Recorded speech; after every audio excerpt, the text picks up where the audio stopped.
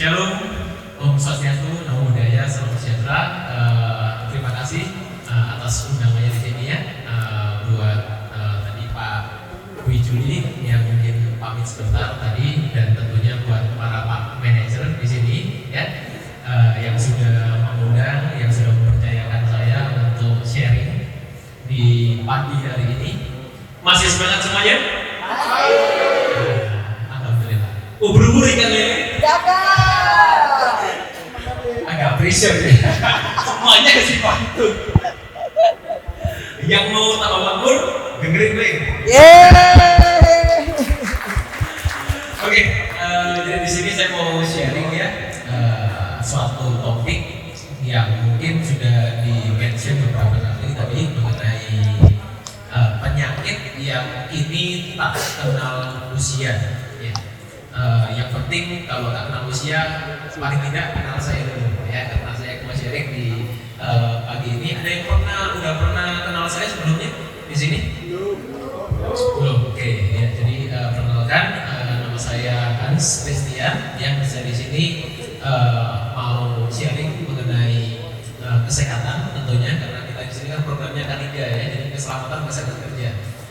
Keselamatannya di sini udah zero accident, udah selamat semua ya. Jadi tinggal bagaimana kita untuk menjadi lebih sehat dengan tentunya kita memahami bagaimana esensi yang namanya kesehatan itu. Jadi ini saya operasikan sendiri atau saya tinggal next. Sorry. Oke, next ya. Oke. Jadi judulnya adalah genetik atau gaya hidup. Ya, kenapa banyak penyakit sekarang yang tak kenal usia.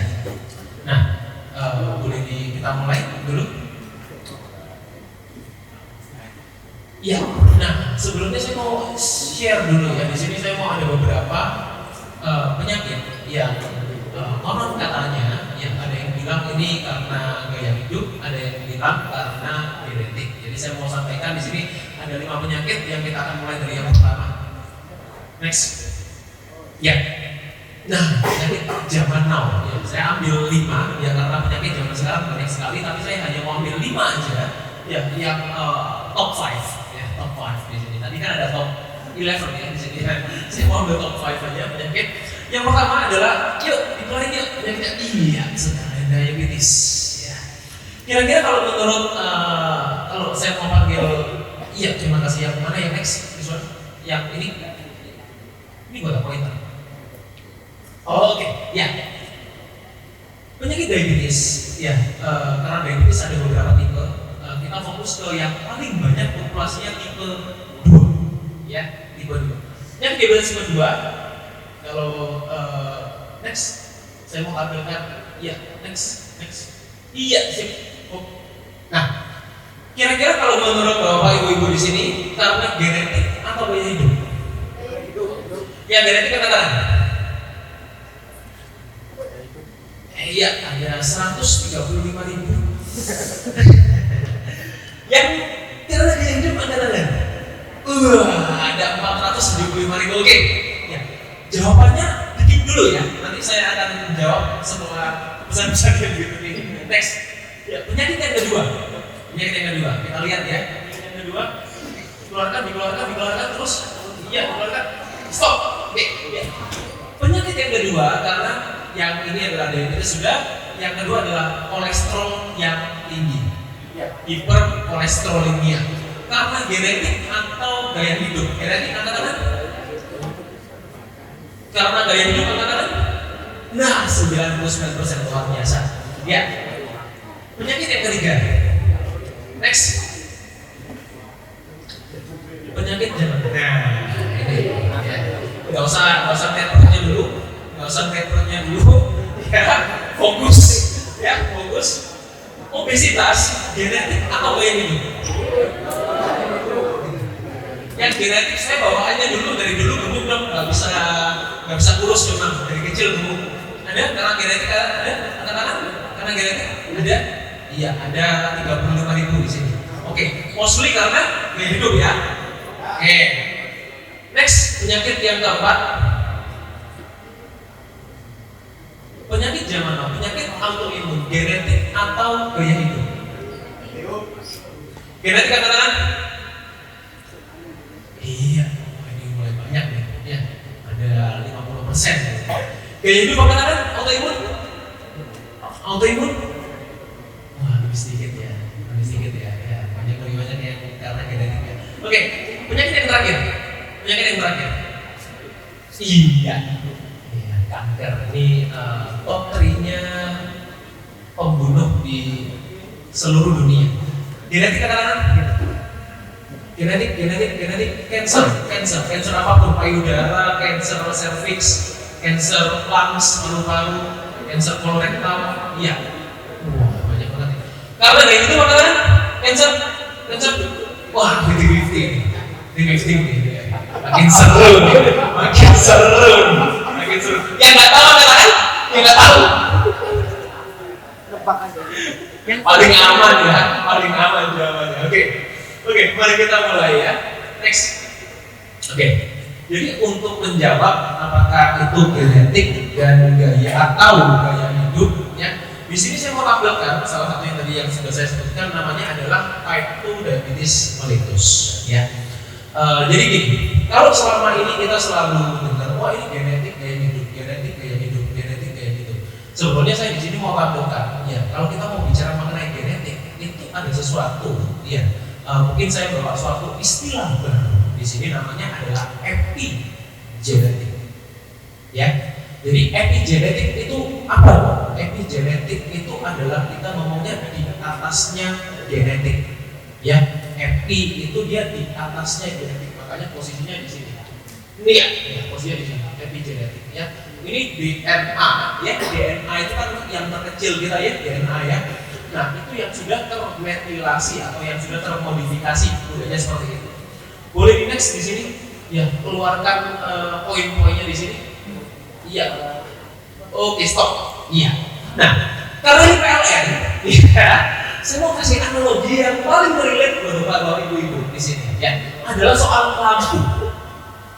Relate kan? Jangan sampai nggak relate ya. Relate dong, masih namanya lampu. Oke? Nah, jadi kalau kita mau bicara soal genetik, ya di sini genetik itu bentuknya segitiga, bapak ibu, ya, segitiga. Jadi genetik itu yang paling bawah, ya. Kemudian epigenetik itu yang atas. Yang di bawah ini segitiganya namanya adalah environment. Apa? Environment? Yes. Nah, baru di sini baru bisa terbentuk yang namanya adalah penyakitnya. Di mana di sini saya pilih salah satunya adalah diabetes mellitus.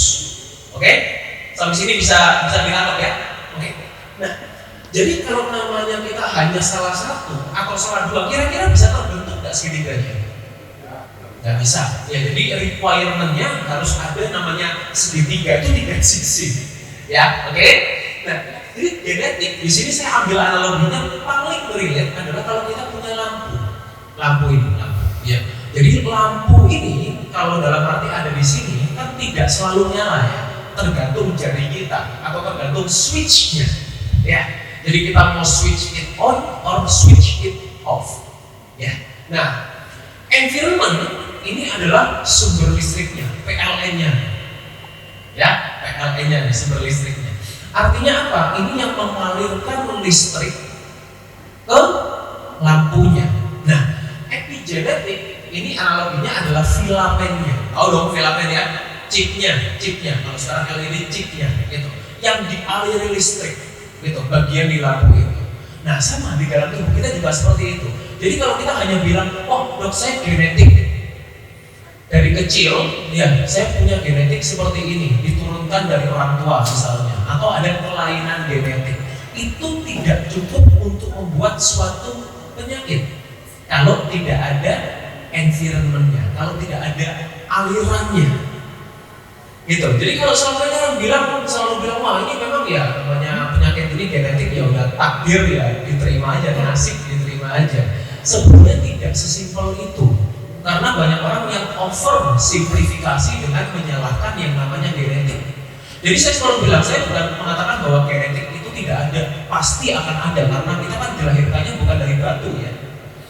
Ya, namanya kita dilahirkan dari orang tua dari orang tuanya lagi. Jadi genetik does exist, yes.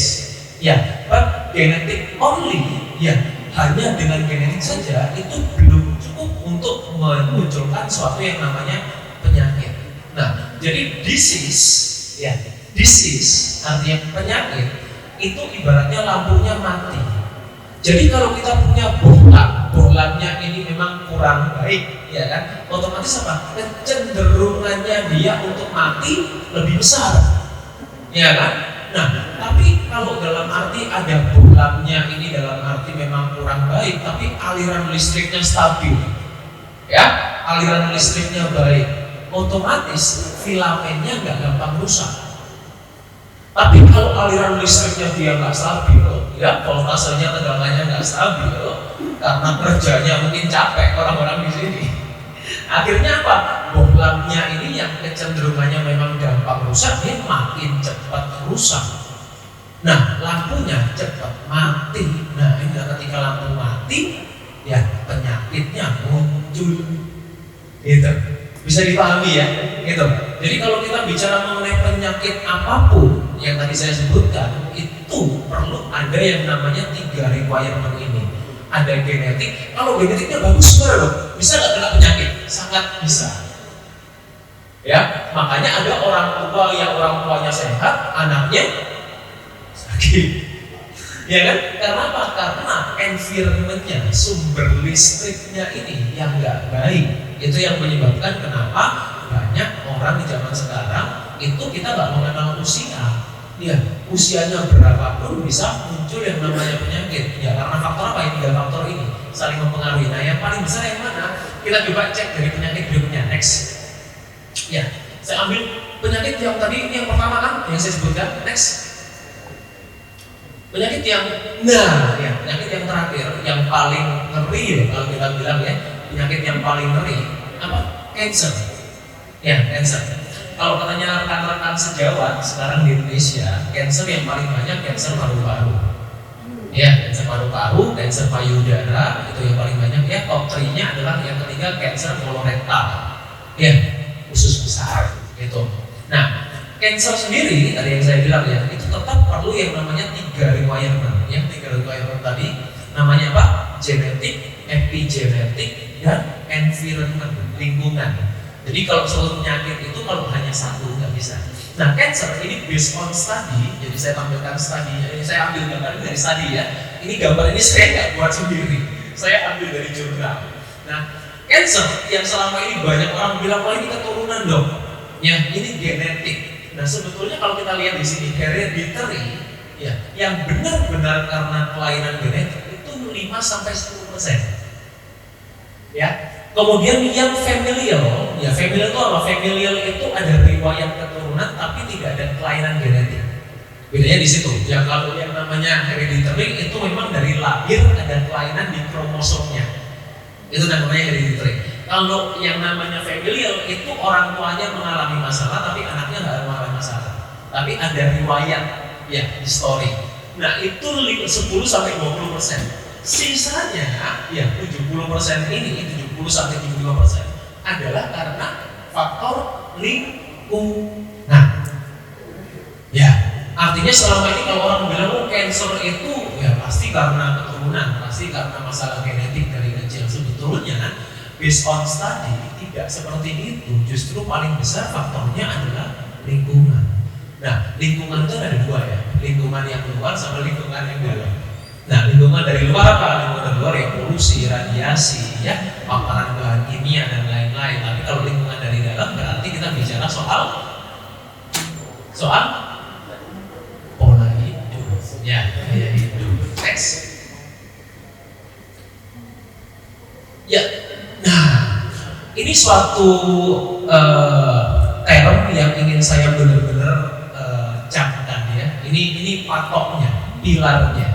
Karena gini, banyak orang yang bahkan ini ya kalau kita di medis pun ini banyak seringkali yang kebolak-balik. Ya banyak seringkali yang kebolak-balik antara yang namanya faktor penyebab dan faktor risiko. Ini 2 hal yang kelihatannya sama tapi beda. Ya mirip, serupa tapi tak sama. Yang namanya faktor penyebab dan faktor risiko. Faktor penyebab itu yang kita katakan adalah hubungannya langsung sebab akibat, ya sebab akibat. Jadi kalau misalnya orang itu sakit, ya kita perlu bedakan yang mana yang penyebab, yang mana yang pemicu, ya, yang faktor risiko. Contoh yang paling gampang, saya ingin tanya dulu, ya, kira-kira kalau orang punya mah, gampang dong, ya, hampir semua orang ini penyakit dilawan, punya mah, dok, ya, GERD, asam lambung. Nah, terus saya kalau minum kopi, itu asam lambungnya kumat. Kira-kira kopi ini faktor penyebab atau faktor pemicu? Ya, betul. Karena apa? Karena ada orang yang minum kopi nggak apa-apa, ada orang yang minum kopi kemudian asam lambungnya kumat. Betul ya? Makan pedas, ada yang diare, mencret. Ada yang makan cabai, sekali makan gado-gado cabainya 20 gak apa-apa. Kira-kira cabai ini faktor penyebab atau pemicu? Pemicu. Ya. Nah, kita perlu bedakan ya. Jadi yang namanya faktor penyebab itu dia hubungannya direct pasti. Tapi pemicu ya itu adalah yang memperbesar kemungkinan terjadinya suatu penyakit. Itu namanya faktor risiko. Ya, bahasa medisnya faktor risiko gitu. Atau saya bilang mudahnya triggernya, pemicunya gitu. Kalau ada ibu-ibu ya yang marah sama suaminya, itu bisa jadi adalah faktor pemicu. Ya, karena penyebabnya sebetulnya bukan masalah itu. Ada masalah-masalah yang lain sebelumnya. Ya, begitu ada triggernya langsung gitu kan? Ya, pengalamannya begitu ya Bapak ya. Saya cuma gini doang dimarah-marahin, nah itu berarti bukan penyebabnya Pak, pemicu itu Pak, gitu. Nah, faktor penyebabnya apa kalau penyakit? Yang pertama pasti virus. Ya, virus apapun. Ya, namanya virus itu ya memang adalah faktor penyebabnya. Nah, tapi kalau kita bilang pemicunya, itu kalau Bapak Ibu yang sering dengar dulu namanya adalah komorbid. Nah, itu namanya faktor risiko. Kalau kamu obesitas, kalau kamu punya kondisi-kondisi penyerta sebelumnya, akan lebih mudah untuk mereka mengalami suatu fatal ketika mengalami infeksi apapun, virus, bakteri, parasit, jamur, dan lain-lain. Ya kan? Gitu. Kemudian apa? Kelainan genetik tadi, ya memang benar-benar ada mutasi genetik dari awal. Nah itu memang akan menyebabkan suatu gangguan, misalnya kalau kita bilang yang namanya Huntington disease, sickle cell anemia. Ya, cystic fibrosis. Nah, itu memang dalam arti memang dari awal sudah punya namanya kelainan genetik. Nah, tapi kalau dalam arti kita bicara mengenai faktor risiko, nah ini salah satunya tadi yang ingin kita bahas, namanya adalah usia. Ya, jadi usia itu faktor risiko, bukan faktor penyebab. Ya, riwayat keluarga ini faktor risiko, bukan faktor penyebab. Merokok, alkohol, diet yang kurang sehat, stres, makanya ada orang yang rokokan 20 tahun gak apa-apa. Saya dulu pada waktu saya zaman SMP, saya nakal. Saya rokokan 3 tahun, ya, saya bronkitis. Akhirnya stop merokok karena bronkitis. Alhamdulillah. Loh, iya, itu berkat yang terselubung namanya. Ya, supaya apa? Supaya nggak merokok lagi. Gitu. Tapi ada orang 20 tahun rokokannya sehat-sehat aja. Kenapa? Apakah rokok sehat? No. Ya kan? Semua orang tahu kalau rokok itu nggak baik. Gitu. Tapi kenapa ada yang sakit, ada yang nggak sakit? Nah, itu yang namanya faktor risiko. Faktor yang memperbesar kita punya masalah. Tapi apakah pasti sebab akibat? Belum tentu. Ya, paham ya sekarang ya? Sekarang bedanya faktor risiko sama faktor penyebab. Kenapa kita perlu pahami itu? Next. Nah, karena banyak orang yang bilang penyakit karena usia.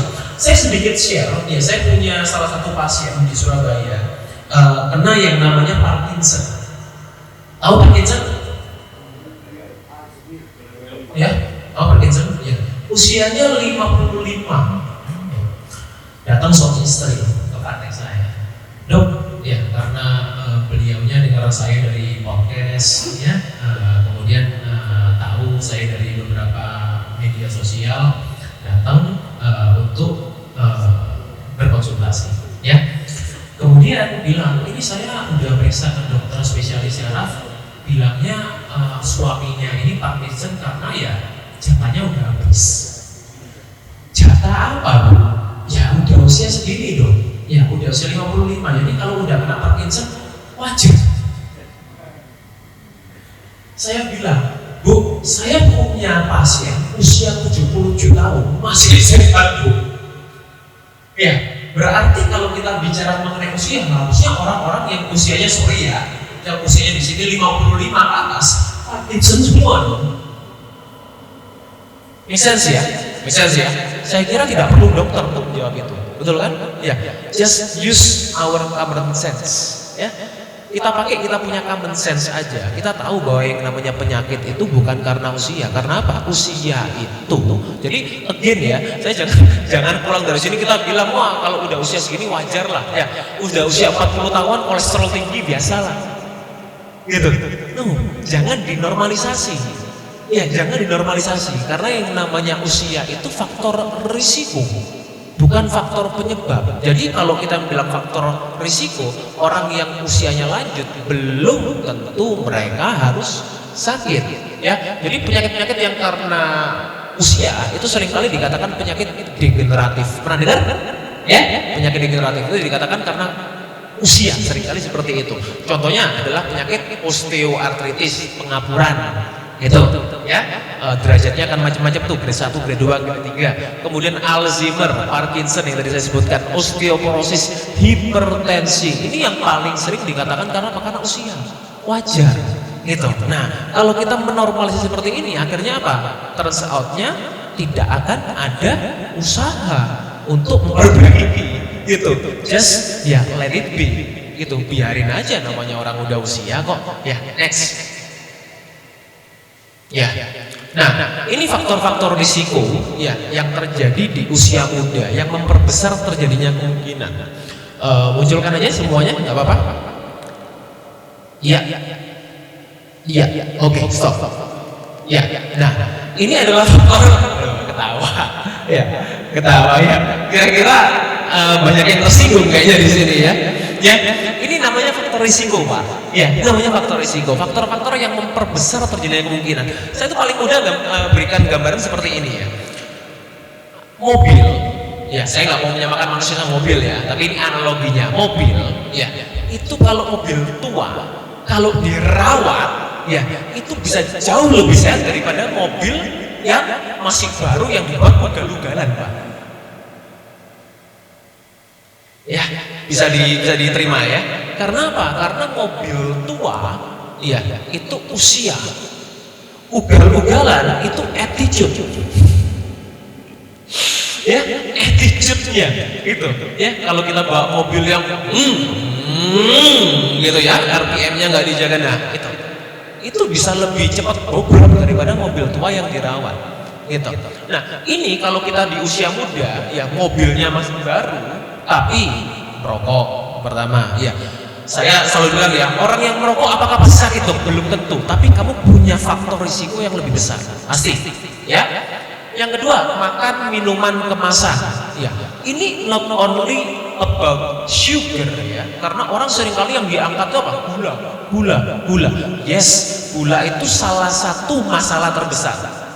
Saya ulang ya, salah satu masalah terbesar, bukan satu-satunya. Karena sekarang banyak minuman yang sugar free. Apakah selalu lebih sehat? Pertanyaan saya. Sorry ya, saya sebut merek ya, nggak apa-apa ya, ini kan ruang tertutup ya. Coca-Cola, ya, sugar free, diet Coke, sehat nggak? Sehat nggak? Nah, oke, good, ya. Kenapa kok nggak sehat? Kan sugar free, bebas gula kan? Kenapa nggak sehat? Warna, oke, apa lagi? Pemanis buatan, apa lagi? Soda, oke, apa lagi? Pengawet, pewarna, ya, penstabil, ya kan? Ya, jadi kalau kita mau bicara mengenai yang namanya gula, ya, gula itu luas sekali spektrumnya. Ya kita nggak bisa bilang gula itu hanya gula pasir. Itu. Nah, jadi sekali lagi saya bilang, ya kalau makanan minuman kemasan itu problemnya bukan hanya di gula, pengatur keasaman, emulsifier, acidity regulator, pewarna, perisa, pengawet, ayo, pemutih pelangsing, kan ya?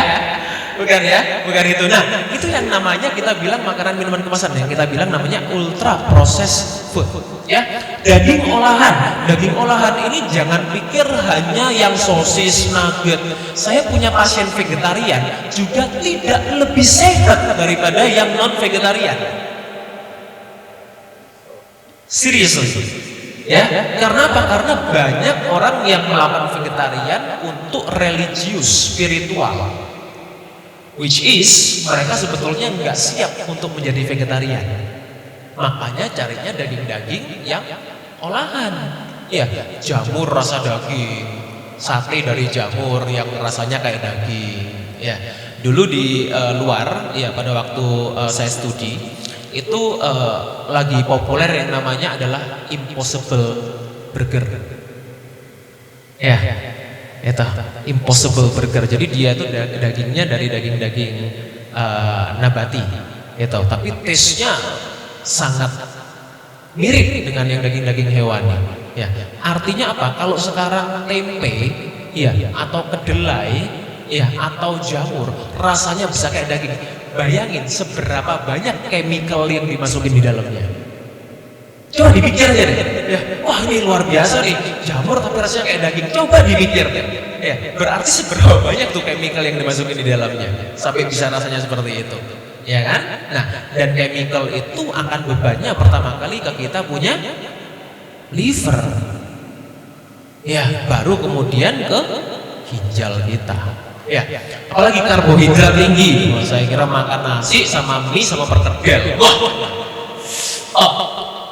minumnya es teh manis. Pulang mampir pakai es teler. Ya, isinya karbo. Ya, makanya untuk menghindari karbohidrat di Indonesia ini sulit sekali. Ya kan? Sulit sekali gitu. Jadi nggak perlu diintensikan kalau makan karbohidrat itu. Karbohidrat itu ada di mana-mana. Ya, ini kita bukan bicara karbohidrat sehat ya. Bukan bicara mengenai sehat-sehatnya, karena kalau kita jumlahnya berlebihan sami mawon, Pak. Ya, itu bahasanya sami mawon. Ya. Kemudian lagi gorengan, jelas ya. Kenapa gorengan? Bukan karena minyaknya banyak, bukan loh. Karena orang berpikir selalu, oh gorengan itu karena minyaknya banyak. Bukan, problemnya bukan di minyak. Apa? Lemak itu kalau dipanaskan suhu tinggi, dia akan teroksidasi. Itu yang akan bikin yang namanya stres oksidatif, di mana akan memunculkan yang namanya peradangan atau inflamasi. Jadi kalau kita tahu penyakit yang belakangnya itis itu semuanya adalah peradangan. Sinusitis, bronkitis, osteoartritis, ya kan? Itu semuanya adalah peradangan. Karena apa? Karena adanya stres oksidatif. Salah satunya karena konsumsi gorengan. Ya, jadi berobat mulai sekarang ya, dikurangin gorengannya. Gitu. Ya, dikurangin gorengannya. Apalagi kurangnya aktivitas fisik ya. Saya kira udah banyak sekali yang paham ya, aktivitas fisik itu banyak manfaatnya. Ya, salah satunya untuk menurunkan stres asal dilakukan sesuai dengan kebutuhan. Ya. Kurang tidur ya tadi ya Pak Juli juga bilang ya kurang tidur, saya suka begadang nih. Nah gitu, kalau kurang tidur otomatis apa, recovery kita, regenerasi kita juga akan terganggu ya, karena tiap hari yang namanya yang peradangan itu perlu kita perbaiki ya. Jadi ada yang kerusakan terjadi, ada perbaikan terjadi, ada kerusakan terjadi, ada perbaikan terjadi. Itu yang kita katakan namanya metabolisme ya. Kemudian stres yang kronis ya. Stres itu bukan cuma psikis ya. Halo? Stres itu bukan cuma psikis ya. Tadi yang saya bilang namanya stres oksidatif. Itu artinya apa? Stres yang kita alami di organ kita. Kalau organ kita mengalami stres terus-menerus, dia juga protes. Makanya begitu protes kita mengalami keluhan-keluhan. itu yang namanya organ kita protes. Ya, gitu. Mulai kram, ya, mulai sering kesemutan, matanya mulai nggak kelihatan, ya, mulai pegel-pegel. Itu organnya protes, Pak. Ya, karena dia nggak punya mulut, makanya dia protesnya mengeluarkan keluhan-keluhan. Gitu. Next. Nah, saya mau berikan suatu comparison yang gampang aja. Ya. Pertanyaan, kenapa sih dok? Kok kayaknya zaman dulu nggak ada penyakit macam-macam, sekarang kok penyakit macam-macam? Nah, ini, ya, salah satu, salah dua, salah tiga penyebabnya. Ya, zaman dulu, ya, makanan itu loh, ya kan? Ya, yang hidup di zaman-zaman ini boomers, ya. Saya kira relate nih, ya. Kalau kita bilang zaman dulu paling makanan itu apa sih? Roti kukus, ya, lemper, ya kan? Apalagi, Pak? Getuk, ya, apa lagi? Gaplek, ya. Nah, jajan pasar, pisang goreng lah maksimal, ya dulu kalau zaman dulu, ya, es lilin, es puter, gitu. Zaman sekarang makanan itu apa? Croissant, ya, pastry, tiramisu, donat kentang, pisangnya bukan pisang goreng, pisang crispy dikasih coklat. Ya, kalau gitu nggak nendang rasanya. Ya, itu. Apalagi es krimnya dikasih waffle, itu. Nah, jadi food industry, ya, atau food technology itu memang dalam arti mengalami suatu kemajuan, ya. Tapi kesehatannya mengalami kemunduran. Berbanding terbalik antara teknologi dan kesehatan. Betul? Nah, bagaimana kita menggunakan teknologi itu yang penting sebetulnya. Kalau digunakan untuk membantu, ya misalnya di kedokteran sekarang pemeriksaan makin canggih. Nah, itu membantu teknologi.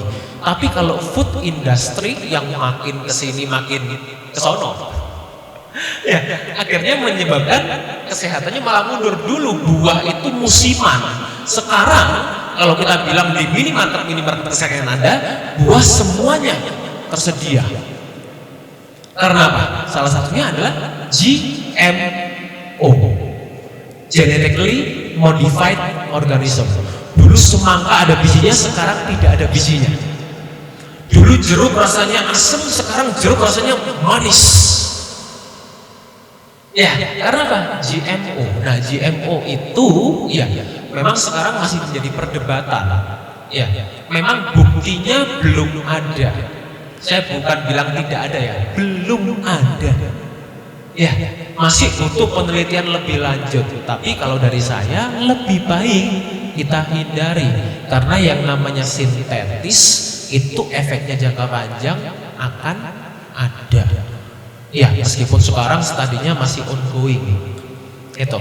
Ya, jadi itu yang menyebabkan banyak terjadi gangguan atau ketidakseimbangan hormonal. Ya. Kemudian dulu susu sapi, susu kambing, sekarang banyak apa? Susu UHT, susu formula, kental manis. Udah nggak boleh pakai susu sekarang, karena nggak ada susunya. Ya, dulu madu asli atau madu hutan, sekarang madu banyak yang diternak, lebahnya dikasih makan gula. Ini yang bilang bukan saya, yang bilang peternaknya. Ya, jadi ini bukan dari saya, dari peternaknya, begitu ceritanya, ya, testimoninya. Dulu beli makanan minuman perlu jalan, ke warung perlu jalan. Sekarang semuanya ada di genggaman tangan Anda. Ya, apa food lah, kan banyak tuh sekarang, ya. Dulu polusi cemaran lingkungan relatif rendah, sekarang polusi cemaran lingkungan relatif tinggi. Dan dulu level stres relatif rendah, sekarang tuntutan tinggi, apa ya? Tinggi sekarang tuntutan, gitu.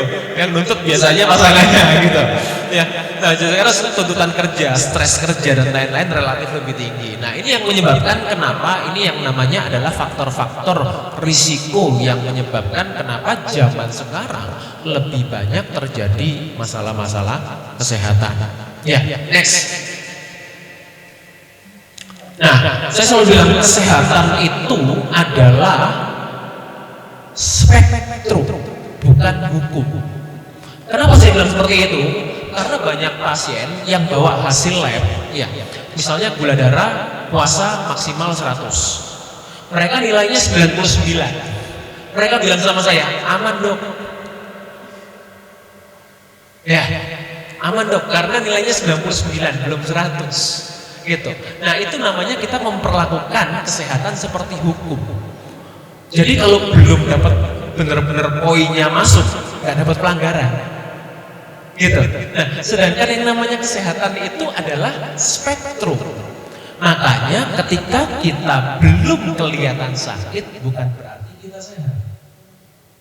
Ya, jadi kalau Anda ada di spektrum yang sini, artinya apa? Begitu ada trigger, gampang untuk sakit. Karena apa? Karena spektrumnya berada di spektrum yang pur. Ya. Nah, jadi kita nggak bisa mengatakan dalam arti, wah saya masih bisa gibain temen nih. Ya berarti masih sehat nih. Ya saya masih bisa makan enak, saya masih bisa olahraga bahkan. Ya itu tidak menjamin karena spektrum ini kita nggak bisa ditentukan dari gejala yang kita alami.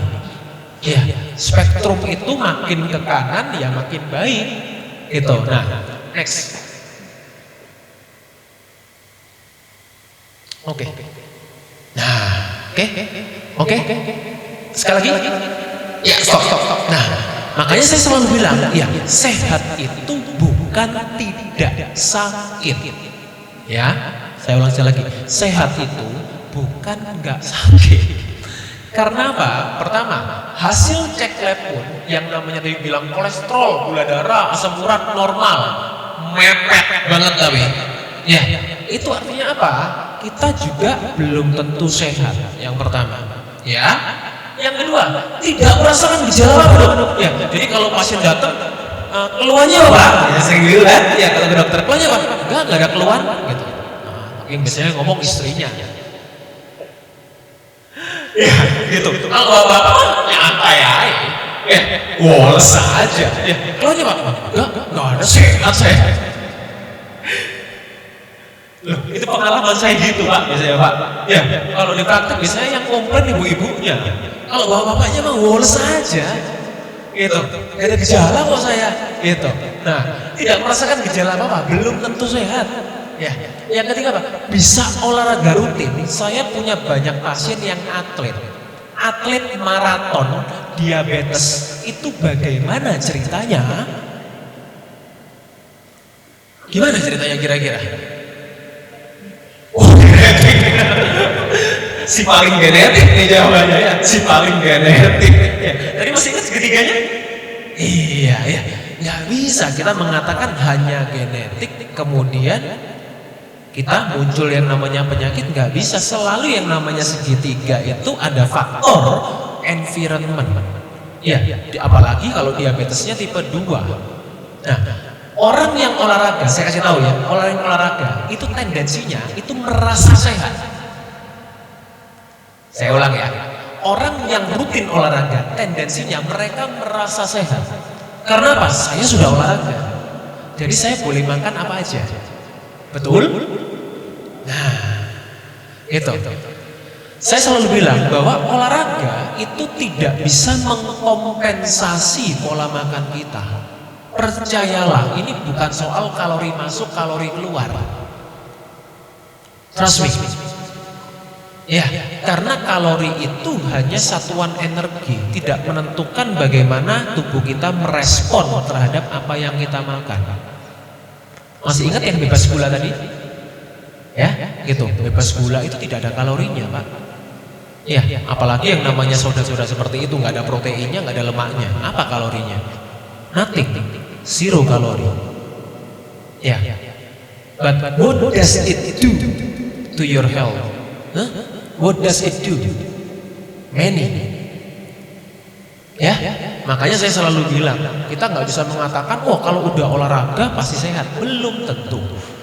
Berat badan yang ideal, ibu, berat badan yang ideal, beratnya belum ideal dong. Ya, yang ideal belum tentu sehat.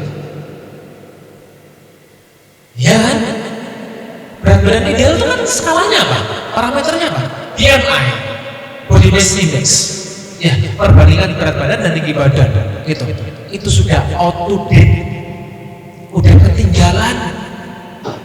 Ya, skalanya nggak pakai BMI, pakai lingkar pinggang. Itu yang lebih relevan. Ya, kalau cowok jangan di atas 90. Kalau cewek jangan di atas 80. Ya, nanti pulang diukur sendiri. Ya, jangan minta saya yang ngukurin. Ya, punya badan yang bagus pun belum tentu sehat. Ya, makanya jangan bangga kalau badannya bagus, kalau hasil cek labnya menjerit. Ya, tuh ya, next. Jadi apa itu sehat? Kalau ini belum tuh sehat, ini belum tuh sehat, ini belum tuh sehat. Jadi sehat itu apa sih, Dok? Ya, ini. Yang pertama, level energinya tinggi, nggak gampang capek, nggak baru naik tangga berapa step, itu, ya, itu indikator punya masalah jantung. Seringkali, ketika orang itu ya gampang capek, napasnya gampang habis. Itu indikatornya, makanya VO2 max-nya seringkali kalau orang EKG ya yang dicek adalah kapasitas oksigennya. Itu menunjukkan bahwa pembuluh darah kita banyak mengalami hambatan. Ya, apalagi contohnya disfungsi ereksi. Udah dewasa semua kan di sini? Ya, gak ada masalah ya. Ya, disfungsi ereksi itu salah satu tanda awal orang mengalami masalah jantung. Karena apa? Karena di penis itu ya pembuluh darahnya kecil.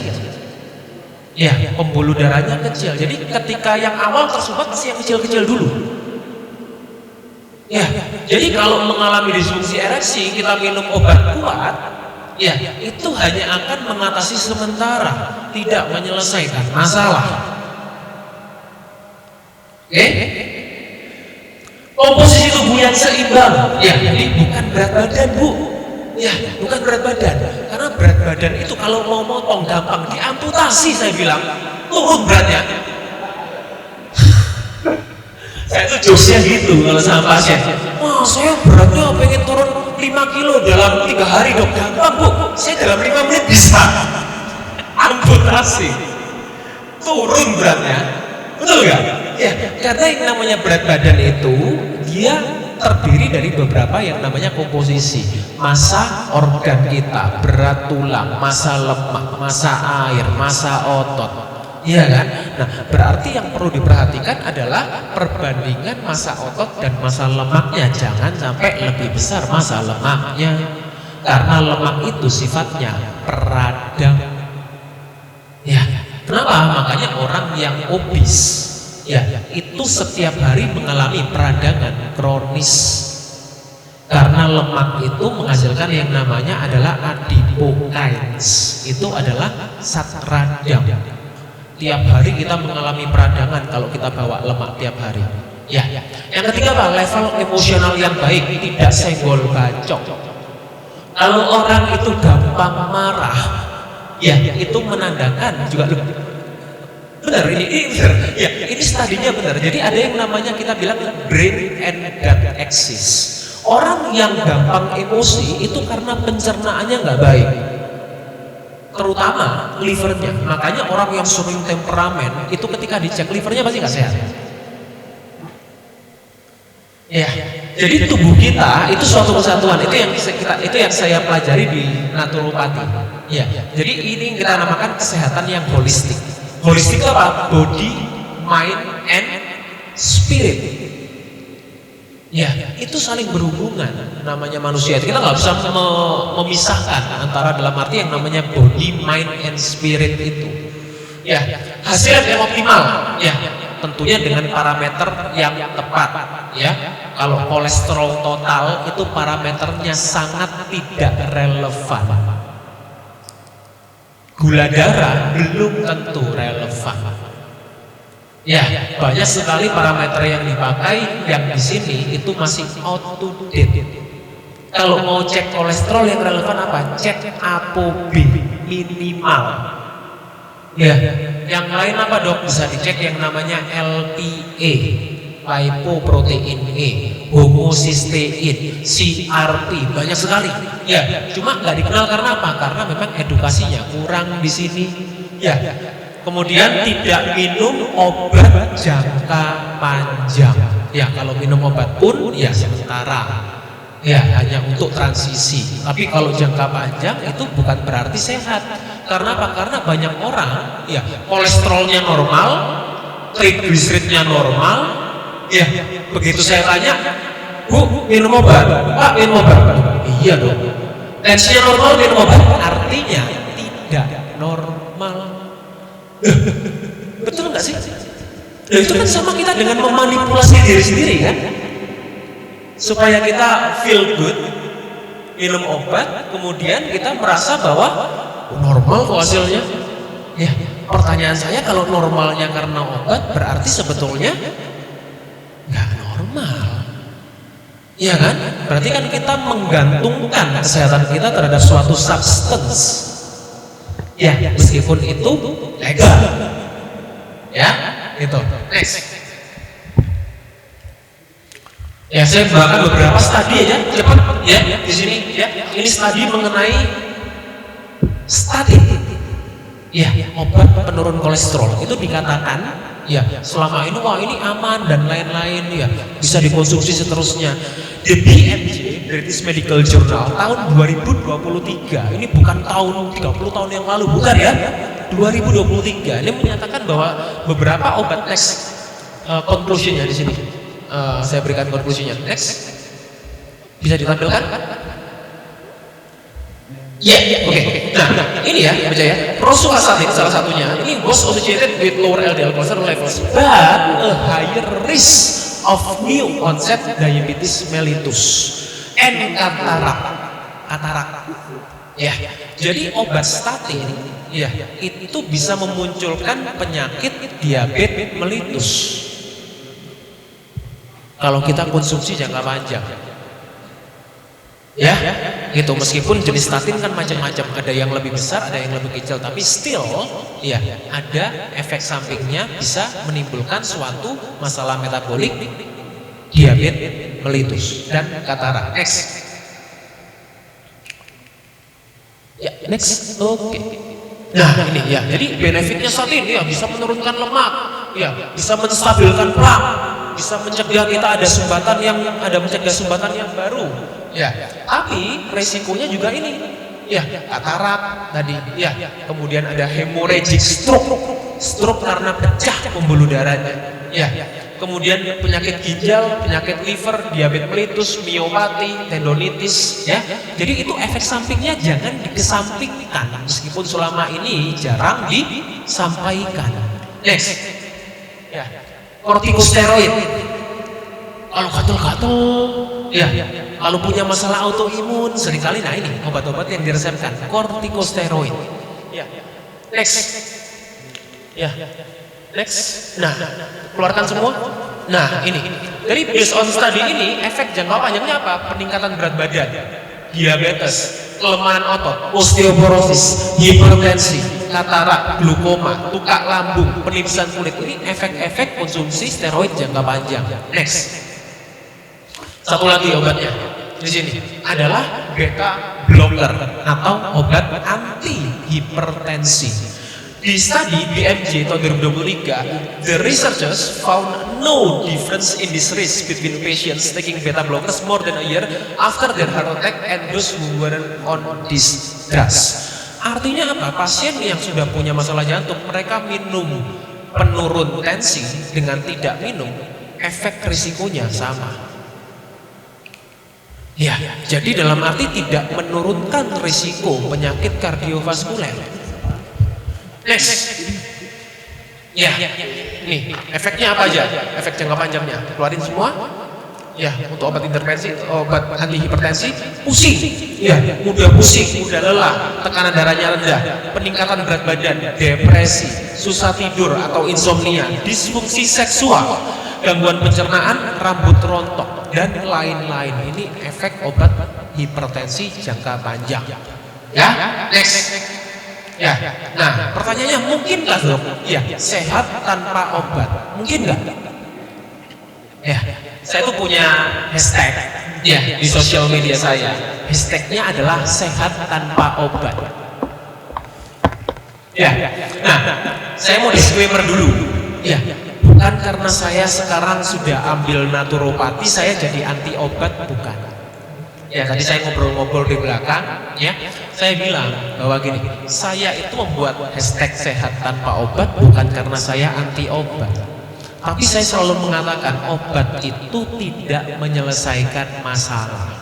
Dia menunda masalah. Ya, jadi memberikan kita waktu untuk kita bertobat. Kalau kita ditunda masalahnya, kita masih melakukan hal yang sama terus, ya, akhirnya apa? Lingkarannya makin lama makin kecil. Kita ketemu masalah yang baru, nanti masalah yang baru diobatin lagi, betul? Ya, nanti muncul yang masalah yang baru lagi, masalah yang baru ini diobatin pakai obat lagi, lama-lama koleksi obat. Makanya begitu pasien datang ke praktek saya, bahwa obatnya dikeluarin semua di meja. Terus saya suruh nyeleksi, katanya dokter Hans bisa sehat tanpa obat. Gimana caranya saya bisa buang obat-obat saya ini? Nah, disitulah kita perlu diedukasi dulu. Iya, karena yang namanya mindset itu kalau sudah terbentuk itu sulit untuk memang kita luruskan. Ya nanti kalau ada yang mau tanya-tanya silakan, ya, karena saya waktunya terbatas di sini. Nah, bisa nggak sehat tanpa obat? Ya. Pertama, diagnosanya perlu tepat dulu. Kenapa? Karena banyak yang memberikan obat, diagnosanya belum tepat, belum tahu bahkan. Dicoba aja dulu. Emang pasiennya kelinci percobaan. Ya. Nah, jadi kalau kita bicara mengenai diagnosa ini yang paling penting. Memang dokter itu tugas utamanya adalah mendiagnosa dulu. Kalau diagnosanya salah, ya treatmentnya salah semua belakangnya. Ya dong, diagnosanya salah kok. Sama kayak orang teknik lah, kita benerin ini ya, mesin.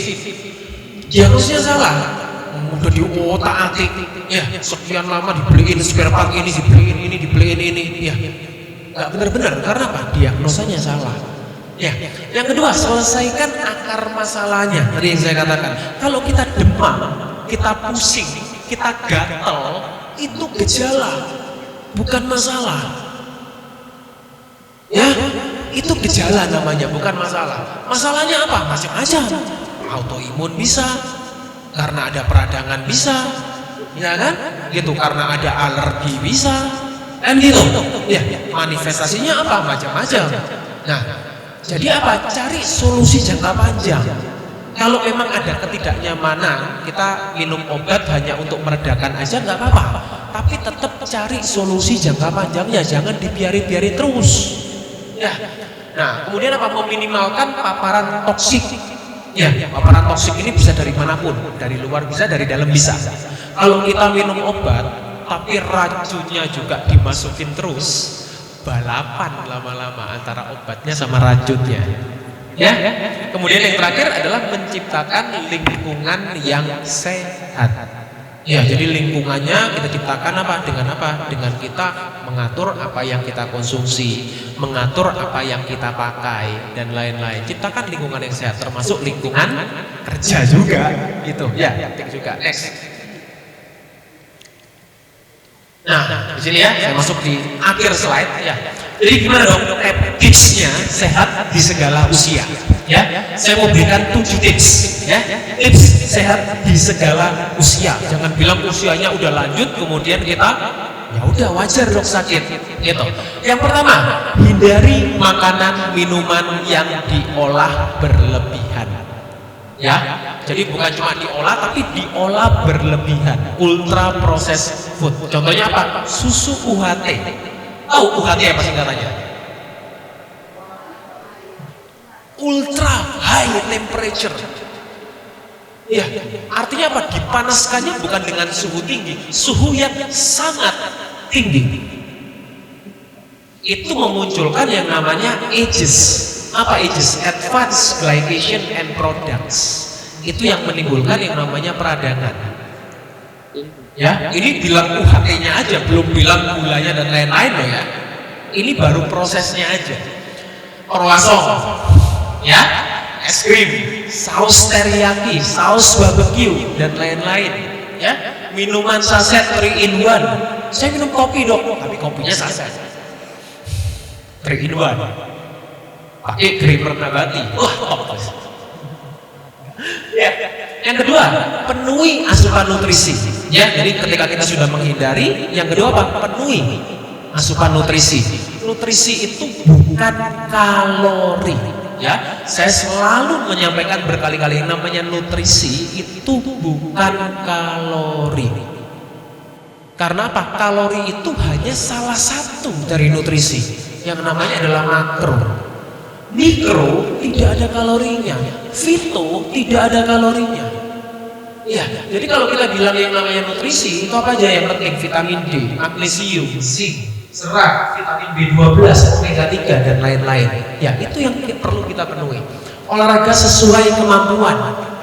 Ya, kalau yang udah bypass pasang ring ya jangan seperti orang-orang yang masih belum pernah. Ya, makanya dalam arti katanya olahraga ini bisa bikin masalah dong. Kalau iya, kalau kamu nggak tahu kapasitasnya, ya makanya jangan ngawur. Kalau udah sakit, tanya ke dokter gimana olahraganya. Ya, tanya sama dokter yang paham. Kalau dokternya nggak olahraga, nggak usah olahraga. Ya, make sense ya, make sense ya. Ya, kan dalam arti kata kita bilang ya guru kencing berdiri, murid kencing berlari kan. Ya. Ya, olahraga sesuai kemampuan ya. Olahraga kita bagi dua, ada yang namanya aerobik, ada yang namanya anaerobik. Dua-duanya perlu dikombinasikan. Aerobik itu yang menggunakan oksigen lebih banyak. Ya, sepeda, jogging, renang, golf, boxing. Ya, itu dikatakan minimal 150 menit per minggu baiknya. Ya. Yang anaerobik itu yang tidak menggunakan terlalu banyak oksigen. Ya, sprinting, ya lari sprint. Ya, calisthenics, powerlifting, weightlifting. Nah ini minimal 2 kali per minggu disarankan seperti itu yang baik. Next, terakhir. Ya, 4 tips lagi. Ya, keluarkan semuanya. Ya. Nah, ya istirahat yang cukup dan berkualitas karena durasi saja tidak menentukan kualitas.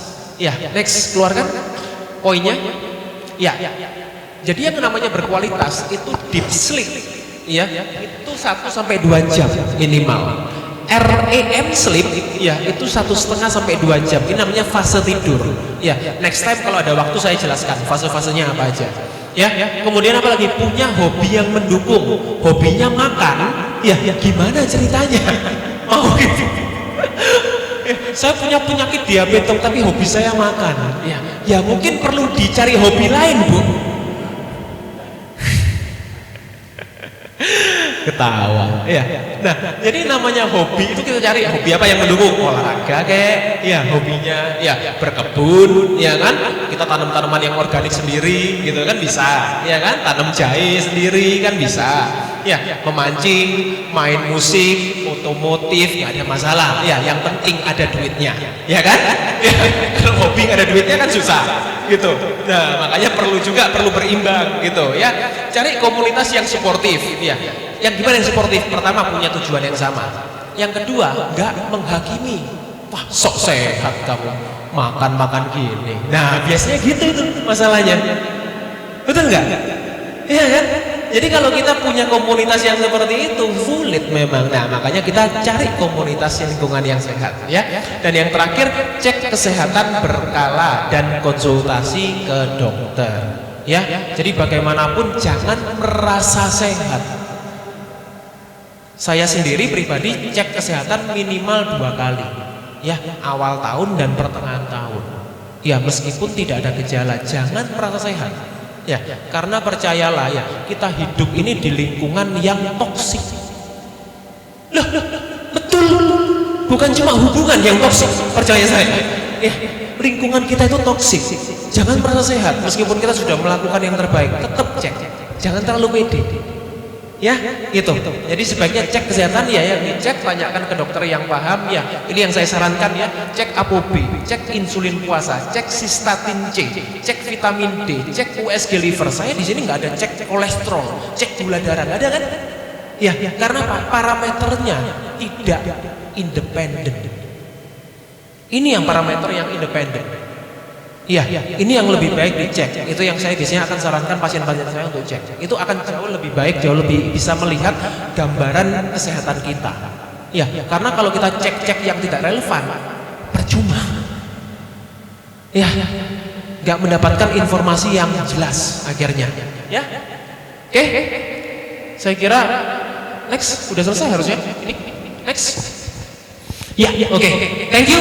Ya, jadi sekian dari saya buat yang mungkin mau ketemu saya lain kali. Saya ada di beberapa platform ya di sosial media. Saya aktif edukasi juga di Instagram, di YouTube saya. Buat yang main TikTok juga saya juga ada edukasi. Percayalah saya nggak ada joget-joget di sana. Ya, karena saya nggak bisa joget. Kalau bisa saya joget, tapi nggak bisa saya. Ya, ini beberapa platform edukasi saya. Kalau misalnya mau tahu banyak informasi kesehatan yang lainnya. Thank you, sekian dari saya. Terima kasih. Assalamualaikum warahmatullahi wabarakatuh. Baik, dan tentunya pada rangkaian acara kita selanjutnya kita akan menyapa sifat semuanya yang sudah bergabung juga melalui tayangan live streaming ya. Luar biasa sekali ya. Tentunya selamat pagi, gimana kabarnya semuanya? Kita berharap semuanya dalam keadaan sehat dan tentunya selalu dilimpahkan segala hal kebaikan dan diberkahi apa saja aktivitas-aktivitas yang nantinya bisa memberikan manfaat yang sangat luar biasa bagi kita semuanya. Baik, hari ini kita berjumpa kembali di PT PLN Nusantara Power UP Python, tepatnya di ruang trafo unit 12. Tentunya masih bersama saya Arifani yang akan memandu jalannya sesi diskusi dalam acara kumpulan podcast menarik yang akan membahas seputar K3.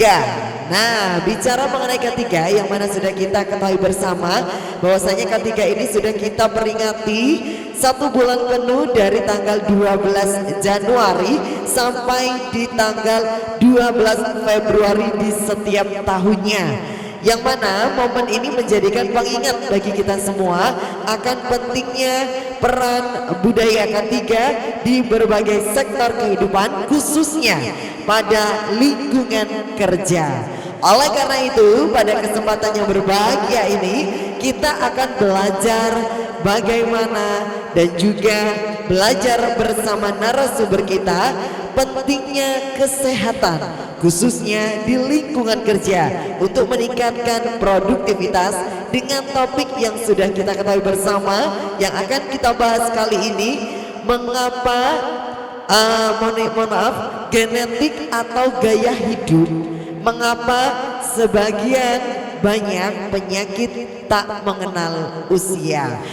Terima kasih Dr. Hans atas materi dan penyampaiannya luar biasa, sangat menarik dan juga bermanfaat.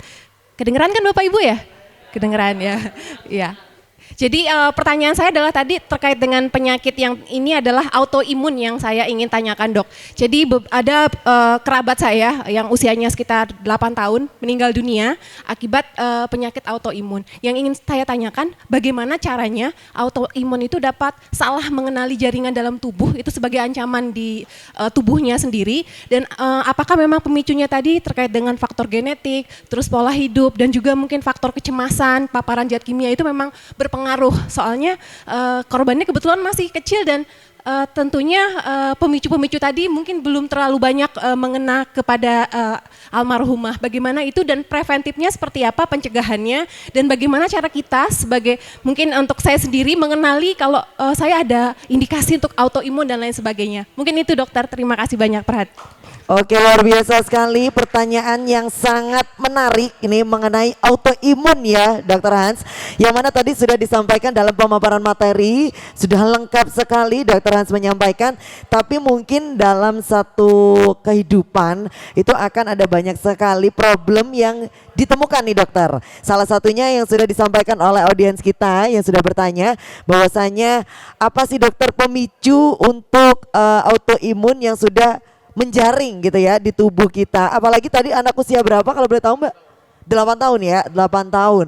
Dan mungkin apa pencegahnya nih dokter untuk autoimun yang mungkin sudah kita kenali ya dari mungkin gejala-gejalanya. Mungkin kita juga belum pernah tahu nih dokter gejala apa saja. Boleh dijelaskan untuk pertanyaan dari audiens kita yang pertama dokter. Silakan dokter Hans.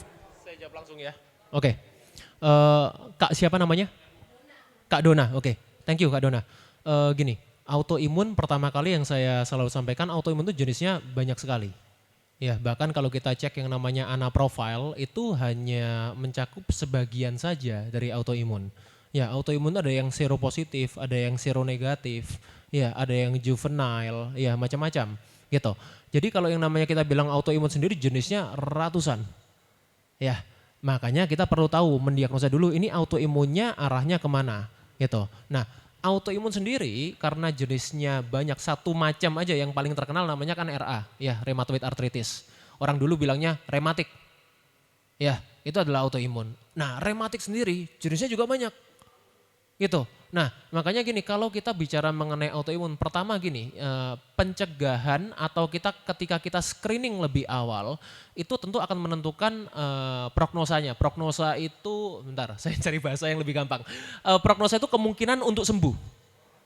Ya, kemungkinan untuk dia itu bisa kita kontrol itu akan lebih besar ketika tahu lebih awal bagaimanapun ya. Ketika dia udah mengena ke jaringan-jaringan yang vital, tentu dalam arti efeknya akan lebih besar.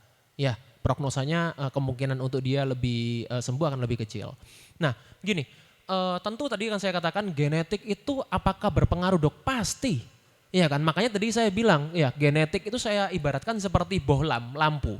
Ya, lampu itu ketika dia memang produksinya kurang baik, ya, kemudian environmentnya yang tadi saya bilang PLN-nya, sumber listriknya, ya, kalau dalam arti dia stabil, dia sumber listriknya baik, tentu dalam arti lampu ini kemungkinan dia untuk menyala lebih besar, nggak gampang mati, ya kan, gitu. Nah itu yang kita katakan namanya adalah epigenetik, genetik yang sudah dimodifikasi oleh lingkungan, gitu.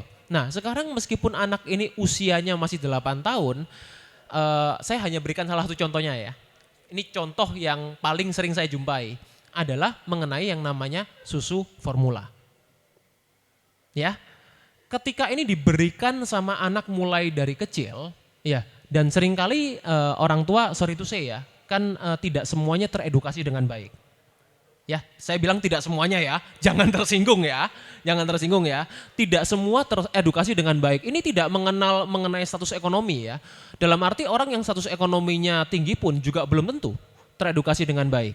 Itu. Makanya yang saya katakan gini, ketika kita tidak tahu sesuatu, kita merasa it's okay, nggak ada masalah. Semua orang melakukan itu. Ya, bukan berarti ketika semua orang melakukan itu sesuatu yang baik loh. Ya. Wah ini lulus BPOM dok, waduh apalagi, iya kan, bukan soal itu, iya bukan soal itu. Jadi kita selalu saya katakan gini, ada yang namanya aman dikonsumsi, ada yang namanya sehat dikonsumsi, itu dua hal yang berbeda loh. Ya, aman dikonsumsi, kita konsumsi besok gak mati, aman dong. Loh, make sense? Make sense dong? Ya. Make sense, ya kita aman dikonsumsi. Kita konsumsi sekarang, besok gak apa-apa, minggu depan gak apa-apa.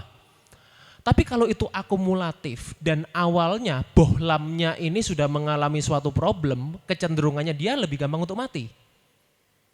Ya, nah jadi paparan meskipun anak ini usianya masih kecil, ya sekarang paparan itu bisa dari manapun.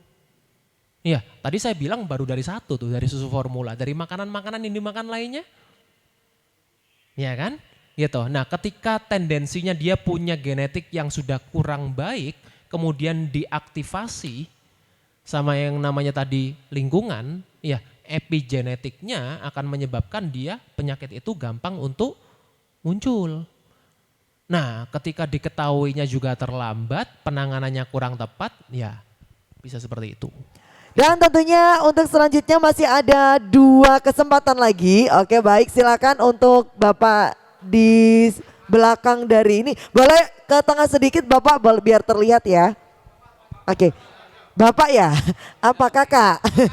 Kakak. Kakak cakep. Baik, Boleh agak ke Assalamualaikum. depan dong kakak biar terlihat cakepnya gitu ya. Baik, Assalamualaikum warahmatullahi wabarakatuh. Waalaikumsalam warahmatullahi wabarakatuh. Silakan. Ya, yang saya tanyakan itu tentang ini kan banyak penyakit yang disebabkan dari pencernaan ya, masalah pencernaan. Ada dokter yang menyarankan kita perlu melakukan detox usus.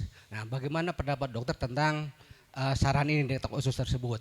Kalau misalnya detox usus ini betul baik, detox usus yang bagaimana yang aman dan bermanfaat itu aja. Oke, Oke thank you. baik, terima kasih. Dari siapa tadi namanya? Dari Muhammad ya. Pak Ahmad. Ya betul. Oke. Dari bisnis support ya. Oke, luar biasa. Boleh berikan aplaus yang meriah untuk Pak Ahmad dong. Iya, ini Ya, jadi sebetulnya yang tadi saya sampaikan bukan detox ususnya tapi mengenai kesehatan pencernaan ya. Jadi gini, ini berhubungan dengan tadi pertanyaan Kak Dona. Ya, sorry tadi saya lupa menjawab mengenai tindakan preventifnya. Salah satunya gini, autoimun itu kenapa bisa terjadi? Ya ini ada hubungannya ya. Pertanyaannya mengenai kesehatan pencernaan. Karena gini, banyak sekali orang yang punya masalah autoimun itu tendensinya punya yang namanya leaky gut. Ya, leaky gut itu sindroma kalau kita terjemahkan bahasa Indonesianya ususnya bocor. Ya, nah tidak bocor secara letter luck ya, enggak ya gitu. Karena gini yang sebetulnya terjadi adalah terjadi peningkatan permeabilitas di usus. Gitu, makanya sesuatu yang harusnya tidak masuk ke sirkulasi kita akhirnya masuk melewati pencernaan. Gitu. Nah ini ada hubungannya dengan pertanyaannya Pak Ahmad tadi. Nah memang pencernaan ini salah satu masalah yang sekarang banyak sekali terjadi. Ya salah satunya karena apa? Karena yang namanya dari usus dari mana? Yang namanya di usus ya barang yang dari usus itu asalnya dari mana? Dari mulut. Iya dong, ya nggak mungkin tiba-tiba ada di usus kita kok. Ya kalau nggak kita masukkan dari mulut, betul kan? Nah berarti apa yang kita masukkan ke mulut itu kan menentukan bagaimana kita punya usus itu sehat atau tidak, ya kan? Nah beberapa yang tadi kaitannya dengan autoimun itu yang paling sering mungkin yang saya pertama sampaikan adalah gluten, ya gluten. Jadi gluten itu salah satu substance yang bisa meningkatkan permeabilitas usus. Gitu kalau kita konsumsinya berlebihan. Apalagi kalau gluten yang kita dapatkan dari sumber-sumber yang kurang sehat juga. Gitu. Yang kedua adalah ultra processed dairy. Yang tadi saya katakan susu UHT. Ya, itu salah satunya. Gitu. Keju olahan. Ya, jadi saya selalu bilang yang enggak sehat itu bukan keju, tapi rasa keju. Ya, gitu. Nah, yang ketiga adalah omega 6 yang tinggi. Itu juga akan menyebabkan peradangan. Ya, jadi omega 6 itu paling banyak kita dapatkan di minyak sayur. Gitu. Itu yang juga berpengaruh sama pencernaan, Pak Ahmad. Nah, mengenai detox usus, ya sebetulnya ini term yang kurang tepat ya. Kalau saya boleh luruskan ya, termnya yang kurang tepat sebetulnya. Karena banyak sekali detox ini dipakai menjadi sesuatu yang keren gitu. Detox ini gitu ya. Sebetulnya organ detoksifikasi kita itu sudah diciptakan Tuhan sudah luar biasa tanpa kita perlu melakukan yang detox ini. Ya, asal apa? Pertama, jangan sampai kita merusaknya setiap hari. Ya. Yang membuat masalah itu karena apa? Karena proses detoksifikasinya terganggu karena apa yang kita masukkan setiap hari. Apalagi kalau kita makannya sehari 5 kali. Ya, frekuensi makan yang sering, ya itu yang menyebabkan kita punya masalah di organ detoksifikasi. Gitu, makanya saya selalu bilang makan itu maksimal sehari 3 kali. Dan definisi makan itu adalah apapun yang kita masukkan ke dalam mulut. Jadi kalau kita makan kacang, itu namanya makan. Kalau kita makan keripik, itu namanya makan. Kalau kita minum jus, itu namanya makan. Kalau kita minum susu, itu namanya makan. Kalau kita minum air degan, itu namanya makan. Ya, jadi makanan itu ada yang padat, ada yang semi padat, ada yang cair. Makanya kalau orang diinfus, itu namanya makan. Ya, nah kalau kita punya frekuensi makan yang sering itu yang akan mengganggu proses detoksifikasi di usus gitu. Nah detoksifikasi sendiri itu yang kalau kita benar-benar mengatakan yang namanya pembersihan itu ada yang namanya colon cleansing sekarang. Ya, jadi biasanya untuk orang-orang yang usianya udah 40 tahun ke atas itu disarankan yang punya pola hidup yang kurang baik itu bisa ada suatu booster ya namanya colon cleansing gitu. Nah itu jadi memang suatu tindakan ya, tindakan medis yang diberikan dalam arti dicuci gitu loh ya, dicuci jadi di flush gitu ya. Tapi itu pun juga sebetulnya tidak harus dilakukan oleh semua orang ya. Perlu ada indikasi-indikasi tertentu yang melakukan colon cleansing itu gitu ya. Tapi kalau memang mau dilakukan dilihat ada sumbatan banyak terjadi yang namanya impaksi ya. Jadi sumbatan-sumbatan di usus itu bisa dilakukan colon cleansing. Biasanya kan dilakukan kolonoskopi dulu gitu. Ya kalau memang diperlukan. Tapi apakah semua orang perlu melakukan? Jawabannya enggak. Asal apa? Pertama ya jangan sampai kita punya organ detoksifikasi, kita punya liver, kita punya ginjal, kita punya usus, kita punya paru-paru. Itu kan semuanya kan organ detoksifikasi. Ya kalau itu dalam arti kita berikan suatu toksik terus menerus ya dia akan proses detoksifikasinya akan terganggu. Gitu. Tapi term detoks usus sendiri ya itu sebetulnya kurang tepat. Gitu, sama seperti detox-detox yang lain gitu ya. Jadi itu yang bisa saya jawab. Thank you. Oke, sambil menantikan untuk pemberian merchandise untuk Pak Ahmad, silakan untuk satu penanya. Oke, silakan yang baju biru dulu, Nevi ya, lebih ke Nevi. Silakan boleh sebutkan nama dan dari bagian apa, silakan. Oke, selamat siang Dr. Hans. Saya Andre dari pemeliharaan mesin 1 Python. Yang saya ingin tanyakan Dok, sekarang ini kan tentang gaya hidup. Jadi sekarang ini lagi hype namanya olahraga lari Dok ya. Jadi kebetulan saya juga suka lari. Tapi satu hal yang ingin saya tanyakan, ketika seseorang itu lari jarak jauh atau endurance training, itu kan lama-lama kita kekurangan nutrisi sama dehidrasi ya. Dan sekarang ini itu lagi banyak tentang penggunaan energy gel untuk secara cepat mengembalikan energi supaya kita bisa melanjutkan lagi. Nah yang saya ingin tanyakan sebenarnya energy gel itu bagus gak sih buat kesehatan? Dan saya sendiri kalau sudah lama emang ketika habis energi, kalau minum energi gel balik lagi energinya. Tapi kalau nggak minum memang lama-lama lemes karena kekurangan asupan gula gitu. Apakah ini ada kaitannya juga dengan tadi yang katanya atlet maraton yang terkena diabetes mellitus? Oke, baik itu saja. Terima kasih. Oke, Baik. thank you Arifani. Gini, Andre ya. Pertama ketika kita berbicara mengenai produk apapun ya termasuk energy gel tadi yang digunakan pelari, saya selalu bilang gini, produk itu nama penyebutannya mungkin atau dalam arti ini ya jenisnya bisa sama. Ya, energy gel atau energy drink atau kita bilang ada yang namanya kita intra workout, ada yang namanya post workout, pre workout dan lain-lain. Nah, yang paling penting dicek apa? Pertama adalah kandungannya. Ya, karena kalau kita mau bicara mengenai suatu produk, itu kan kandungannya bisa berbeda-beda. Multivitamin gitu. Nah, multivitaminnya apa dulu nih isinya? Ya kan, kalau kita energy gel, jenis gulanya apa dulu? Ya, apakah dalam arti glukos, fruktos, dextrose, ya kan?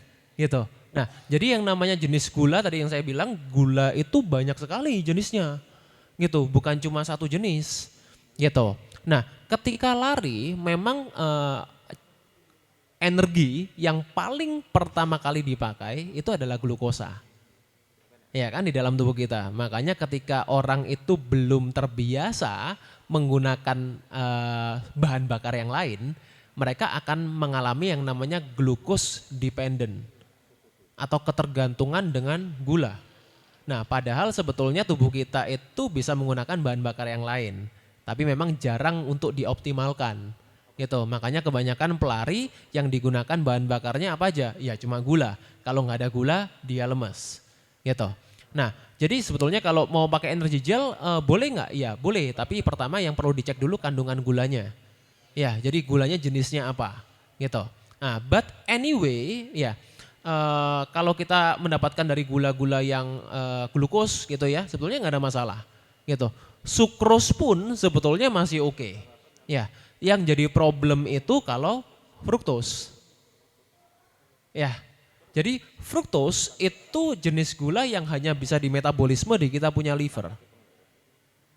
Jadi meskipun kandungan kalorinya sama, fruktos itu bisa menyebabkan liver kita kerja lebih berat. Ya, kalau jenis gulanya fruktos. Nah, apakah itu yang menyebabkan tadi misalnya pelari itu bisa kena diabetes? Jawabannya belum tentu. Ya, karena saya selalu bilang gini, nggak ada satu makanan pun yang menyebabkan orang itu sakit. Ya, di note ya, tidak ada satu makanan yang menyebabkan orang itu sakit. Yang menyebabkan orang sakit itu apa? Pola makannya, bukan makanannya. Nah, tadi kan saya bilang, orang yang olahraga itu punya tendensi merasa mereka bisa makan apa saja. Jadi akhirnya apa? Orang yang udah melakukan olahraga jarak panjang ya, maraton dan lain-lain, mereka merasa untuk mereka ini berhak makan apa saja. Nah, jadi bukan karena energi gelnya itu sendiri yang menyebabkan orang itu punya masalah kesehatan, tapi karena apa? Karena mereka punya behaviornya, sehari-harinya, pola hidupnya, pola makannya, gitu. Apalagi ketika mereka sudah punya pemikiran, wah saya udah olahraga kok, saya tiap hari olahraga kok, ya boleh dong saya makan apa aja. Gitu. Nah, itulah mindset seperti itu yang menyebabkan behaviornya itu kurang baik. Gitu. Tendensinya makannya jadi sembarangan. Gitu. Tapi apakah karena energi gelnya sendiri? Jawabannya enggak. Kalau memang konsumsi energi gel pun tapi pola hidupnya oke, juga masih oke. Supposed to be ya. Gitu, Andre. Thank you. Oke, baik, luar biasa jawaban dari Dr. Hans. Boleh berikan aplaus yang meriah terlebih dahulu. Oke, saya mau bertanya dikit lagi masalah pola hidup tadi. Biasanya nih kalau orang mau event kan lakukan namanya carbo loading, Dok ya. Jadi berapa hari sebelumnya mereka makan karbohidrat dan glukosa yang banyak supaya ketika di hari H itu mereka punya cadangan energi yang cukup. Nah, jadi bagaimana untuk pendapat dokter? Terima kasih. Oke, boleh langsung dijawab Dr. Hans? Oke, ya. Ini juga salah satu strategi yang sangat sering ya digunakan yang namanya carbo loading gitu. Pertama gini, carbo loading biasanya setahu saya yang efektif itu 1 hari sudah cukup. Ya, kalau kita melakukan carbo loading sampai 2-3 hari, I think itu too long, ya terlalu lama. Ya karena makanan itu kan sebetulnya kan gula itu kan disimpannya kan di 2 tempat. Ya, di kita punya liver sama kita di punya otot. Ya kan? Makanya kenapa pelari juga perlu melatih otot. Untuk apa? Untuk menambah embernya, cadangan untuk glukosanya. Karena apa? Karena kalau kita tidak melatih otot, akhirnya gulanya kemana? Ke liver semua. Makanya orang jadinya apa? Fatty liver. Make sense? Ya. Nah makanya itu saya selalu bilang orang yang pelari pun mereka tetap perlu melatih otot untuk menambah cadangannya. Nah sekarang cadangan tiap orang beda-beda. Ya tergantung dari apa? Tergantung dari masa ototnya. Ya kalau kamu melakukan carbo loading berlebihan, ya yang namanya karbo itu tidak mengandung lemak, betul? Ya tapi kenapa dia kok bisa menyebabkan penumpukan lemak? Ya karena tubuh kita embernya nggak cukup. Ya makanya akan terjadi yang namanya sintesa lemak di kita punya liver. Gitu. Nah, sintesa lemak ini yang akan meningkatkan yang namanya trigliserid. Ya kan? Trigliserid kemudian akan menjadi LDL dan lain-lain. Gitu. Nah, itu yang menyebabkan masalah. Karena apa? Karena carbo loadingnya ngawur. Ya, nggak diukur sesuai sama kebutuhan. Gitu. Nah, jadi carbo loading sendiri sebetulnya nggak ada masalah asal kita tahu kapasitas kita berapa. Gitu ya. Dan itu carbo loading kan juga bukan dilakukan setiap hari dong. Ya kan? Kan hanya 1 hari aja sebelumnya. Gitu. Itu udah cukup sebetulnya. Jadi carbo loading pun kalau dilakukan secara tepat sebetulnya nggak ada masalah. Gitu. Oke baik, terima kasih Dokter Hans. Gimana Mas Andre? Apa sudah puas dengan jawaban Dokter Hans? Sudah, luar biasa. Boleh berikan aplaus sekali lagi untuk Mas Andre. Luar biasa, ini pertanyaan yang paling unik ya, yang mana mungkin dialami sendiri ya Mas Andre. Pelari bukan? Pelari ya, betul banget. Patut untuk kita sharing ya, berdiskusi mengenai masalah-masalah yang sudah pernah dialami atau apa saja yang akan kita ambil tindakan-tindakan selanjutnya sebagai seorang pelari begitu ya. Terima kasih atas kesempatannya. Nama saya Ego Wicaksono dari unit 9, biasa dipanggil Sayang. Baik sayang. Oke, pertanyaannya dok tadi kan bahas soal buah yang GMO itu dok ya. Nah, pertanyaannya adalah bagaimana kita menikmati buah yang mungkin termasuk dari buah yang GMO tadi, tapi tetap aman gitu, tetap tidak terpapar dari dari dampak negatif dari buah GMO tersebut. Soalnya akhir-akhir ini kan montong lagi banyak ini dok, aneman. Oke, terima kasih. Baik, terima kasih Mas Ego ya, luar biasa sekali. Oke. Benar. Seperti yang sudah disampaikan Dokter Hans tadi pada pemaparan materinya, bahwasanya banyak buah yang harusnya belum matang itu sudah matang ya dokter. Yang awalnya itu punya biji sudah tidak punya biji sekarang. Dan sekarang lagi booming dan maraknya ya, banyak sekali kita temukan di pinggir jalan ya Mas Ego. Sepertinya penikmat durian montong ya. Luar biasa sekali. Kita harus tahu dokter ya, apa saja mungkin dampak yang akan diterima saat kita menikmati buah yang tidak sehat. Dan mungkin bagaimana cara kita bisa memilih ya buah yang benar-benar baik dikonsumsi atau tidak. Begitu, silakan Dokter Hans. Oke, thank you Kak Edo. Gini, tadi kan saya sampaikan terakhir ya, statement saya selalu saya sampaikan tidak ada satu makanan pun yang menyebabkan orang itu sakit. Ya, termasuk buah GMO tadi. Yang jadi problem seringkali apa? Adalah pola makannya, bukan makanannya. Ya, meskipun GMO sendiri itu punya risiko ya yang lebih besar dibandingkan buah-buah yang zaman dulu.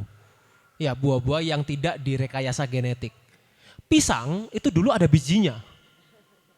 Seriously, kecil-kecil. Pisang zaman dulu itu kecil-kecil ada bijinya. Gitu. Tapi sekarang pisang tidak ada bijinya semua.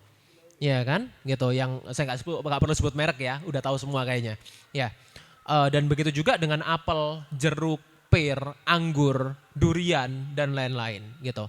Nah, GMO itu yang jadi masalah sebetulnya bukan buahnya, tapi cara penanamannya. Ya, karena mereka diberikan suatu resistensi terhadap yang namanya glifosat. Nah, jadi itu suatu bahan kimia yang tujuannya untuk membunuh hama. Gitu. Nah, ketika dia diberikan resistensi seperti itu, akhirnya apa? Dia ketika disemprot yang namanya glifosat dia nggak mati. Gitu. Nah, sedangkan glifosat itu kan ada di buah itu kan, akhirnya kan tercemar kan buahnya kan yang kita makan itu.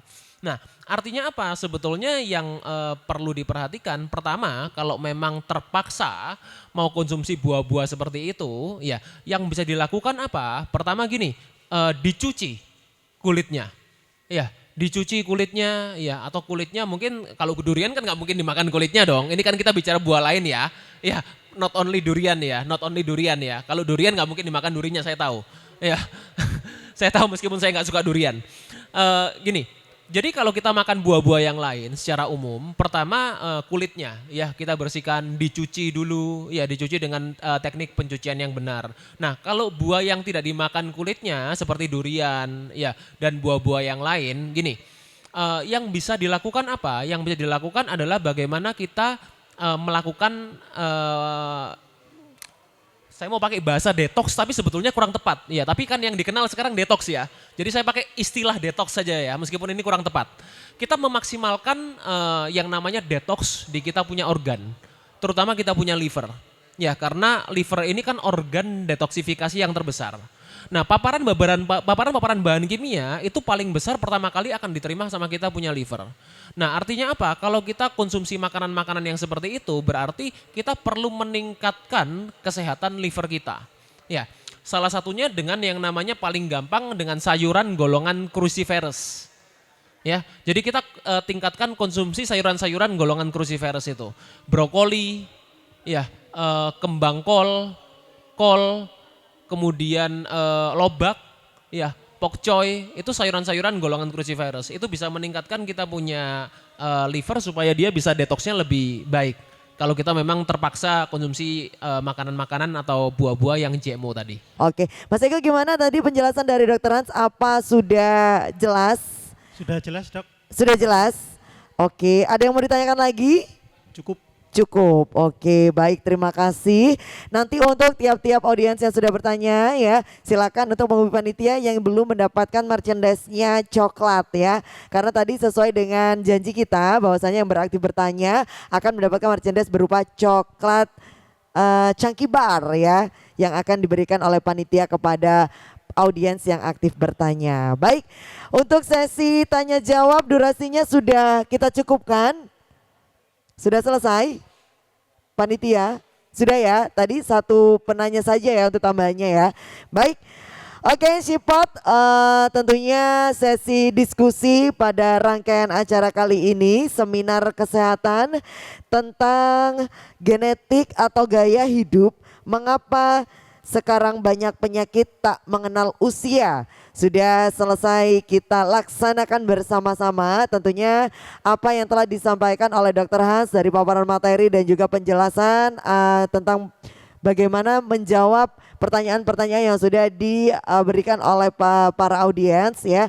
Semoga nantinya semua yang sudah disampaikan oleh Dr. Hans bisa kita ambil untuk menjadikan ilmu untuk kehidupan ke kemudian hari ke depannya, seperti nantinya menerapkan budaya K3 tentunya. Karena K3 ini meliputi tentang keselamatan, kesehatan di lingkungan kerja. Yang mana edukasi-edukasi yang sudah diberikan oleh Dr. Hans supaya nantinya bisa diambil manfaat dan bisa mengedukasi kita semuanya untuk bisa terus menerapkan atau budaya K3 terus kita praktekkan dalam kehidupan sehari-hari supaya nantinya kita bersama bisa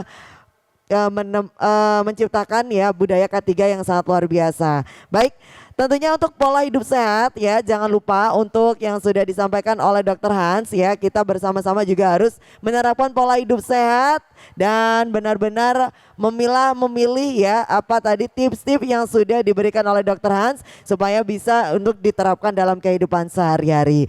Oke. Sipot semuanya, demikianlah untuk sesi diskusi kali ini. Kita berikan aplaus yang meriah sekali lagi untuk Dr. Hans sebagai narasumber kita kali ini. Terima kasih Dr. Hans atas waktunya yang telah diberikan untuk para Sipot semuanya. Edukasi yang sangat luar biasa pada hari ini.